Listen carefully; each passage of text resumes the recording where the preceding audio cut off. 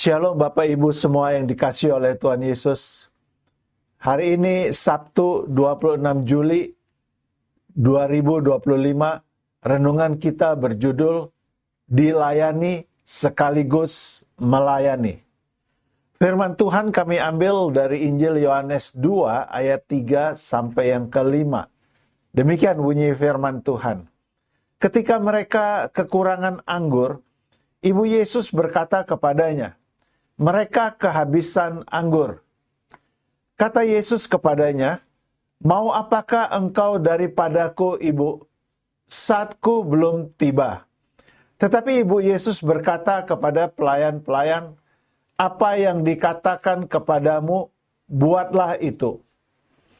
Di beberapa restoran cepat saji atau tempat makan, ada budaya yang sedang dibangun dan dibiasakan di Indonesia, yaitu beberes sendiri.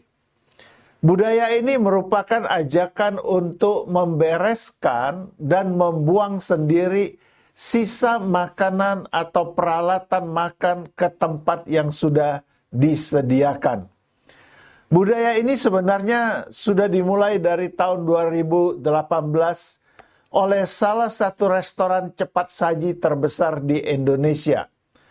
Namun hingga sekarang, budaya ini masih menjadi kontroversi. Karena masih banyak orang-orang yang tidak terbiasa dengan budaya ini.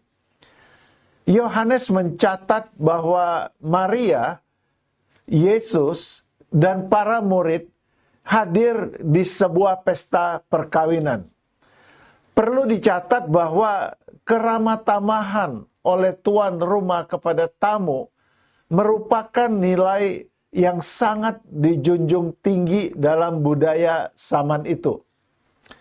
Kita tahu kisah Abraham menjamu ketiga tamunya dengan pelayanan yang terbaik. Kejadian 18 ayat 1 sampai 13. Lot yang menerima dan melindungi tamu di rumahnya. Kejadian 19 ayat 1 sampai 29 hingga pengakuan Daud dalam Mazmur 23 bahwa Tuhan adalah tuan rumah sekaligus gembala yang memberikan makanan, minuman, dan perlindungan. Mazmur 23. Pada zaman Israel kuno, keramah tamahan bukanlah basa-basi belaka, melainkan perintah Tuhan sendiri kepada bangsa Israel untuk menerima dan memberi tumpangan kepada orang asing. Imamat 19, 33-34. Nilai keramah tamahan ini terus dipertahankan hingga zaman Yesus.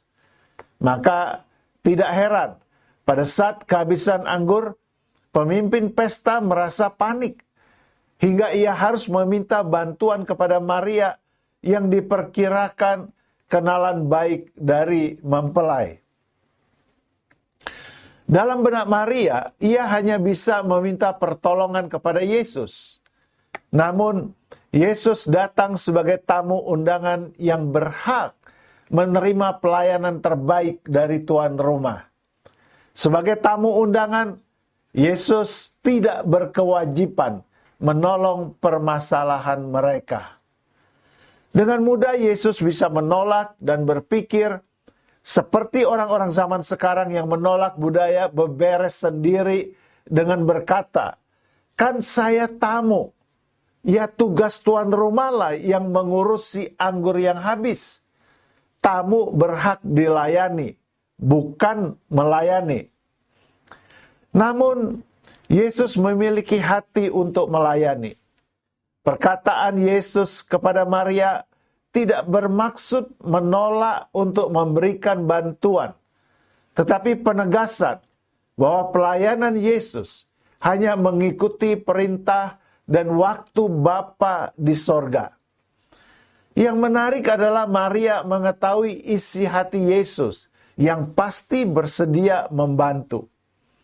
Hal ini nampak ketika Yesus adalah orang pertama yang Maria hampiri untuk diminta pertolongannya.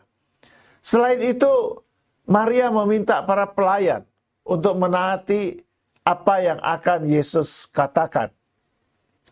Kita harus memiliki hati seperti Yesus. Walaupun kita memang berhak dilayani dengan baik, tetapi hati untuk melayani tetap harus kita miliki. Sama seperti dalam hal budaya beberes sendiri.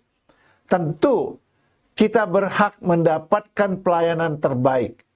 Namun, ketika ada panggilan untuk melayani, hati kita pun harus siap untuk melayani. Kata-kata bijak hari ini, hati Yesus adalah tetap hati yang melayani, sekalipun saat ia yang seharusnya dilayani. Puji Tuhan, Bapak Ibu semuanya, mari kita berdoa bersama-sama mengakhiri renungan kita hari ini. Tuhan, berikanlah hati-Mu kepada kami, agar kami tetap mau melayani, sekalipun kami berhak untuk dilayani. Dalam nama Yesus kami berdoa, amin. Mari Bapak Ibu, kita belajar melayani sesama kita, sekalipun seharusnya kitalah yang harus dilayani. Selamat berakhir pekan. Tuhan Yesus memberkati kita semuanya. Haleluya. Amin.